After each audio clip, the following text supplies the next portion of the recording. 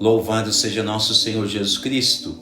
Querido povo de Deus, homilia diária, quinta-feira, 8ª da Páscoa. Evangelho de São Lucas, capítulo 24, versos 35 a 48. As narrativas de hoje continuam a sublinhar o contexto especialíssimo da ressurreição. A primeira leitura coloca em evidência o coxo que foi curado por São Pedro e São João igualmente. Mas reparem bem, a exemplo de todas as curas que Jesus realizou em sua vida ministerial, esta cura também tem um propósito específico. Ela deve manifestar a glória de Deus na vida daquele coxo que foi curado. E além disso, este milagre que Jesus realizou pelas orações e mãos dos apóstolos dará a chance a São Pedro de um belo discurso cristocêntrico. São Pedro, percebendo que muitas pessoas ficaram admiradas com a cura realizada por eles, então aproveita o momento e não perde tempo. Faz um discurso fantástico de cunho querigmático, ou seja, ressaltando a paixão, morte e ressurreição de Jesus Cristo. São Pedro deixa claro que eles se tornaram apenas meros instrumentos nas mãos de Deus, o que significa que de agora em diante eles irão anunciar o Evangelho a todas as criaturas, precisamente como Jesus pediu aos apóstolos antes da sua ascensão. Algo formidável deve ser analisado, a fim de que cada uma das pessoas percebam o quanto a união com Cristo nos torna criaturas novas e ainda portadoras da graça de Deus. De fato, os primeiros protagonistas da ação portentosa de Deus, seja pelas pregações ou pelas imposições de mãos e orações de curas, são os apóstolos de fato.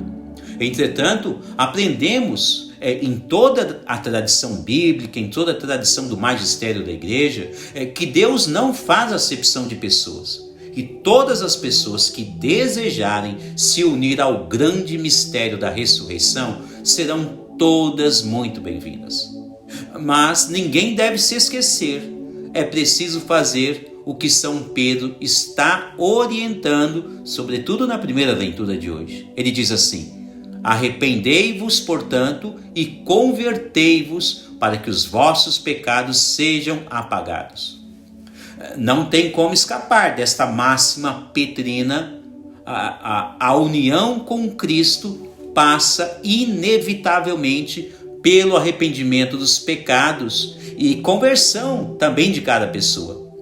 Agindo fielmente, praticamente todos terão as mesmas chances que os primeiros apóstolos. Portanto, assim como eles, os primeiros apóstolos, cada pessoa poderá se tornar uma fonte de bênçãos na vida desta ou daquela pessoa, ou na vida da sua própria casa familiar.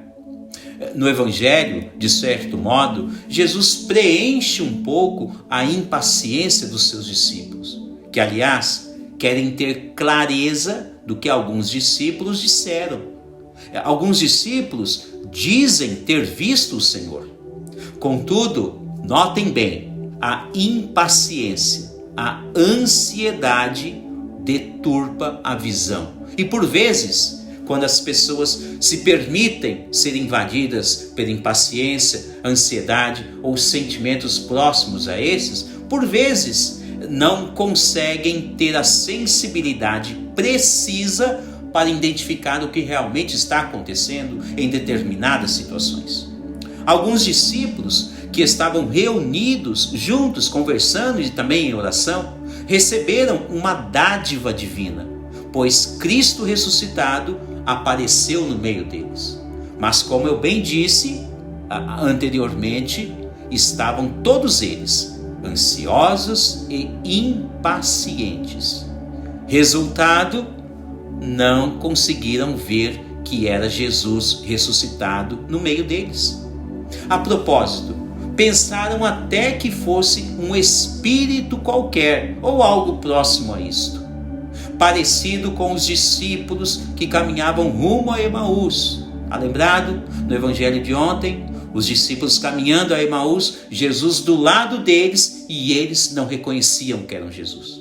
Ora, mesmo assim, Jesus sabe que os seus discípulos precisam apenas de auxílio para enxergarem melhor.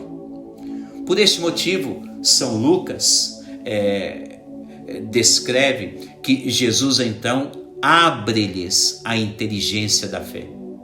Notem que por vezes é o que realmente todos nós necessitamos. Jesus precisa nos auxiliar para senti-lo, para enxergá-lo melhor e ouvi-lo igualmente.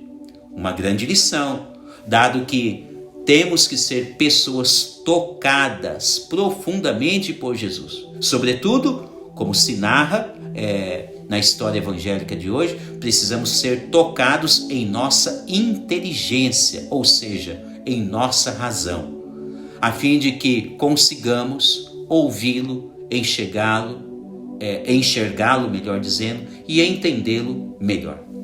Louvado seja nosso Senhor Jesus Cristo.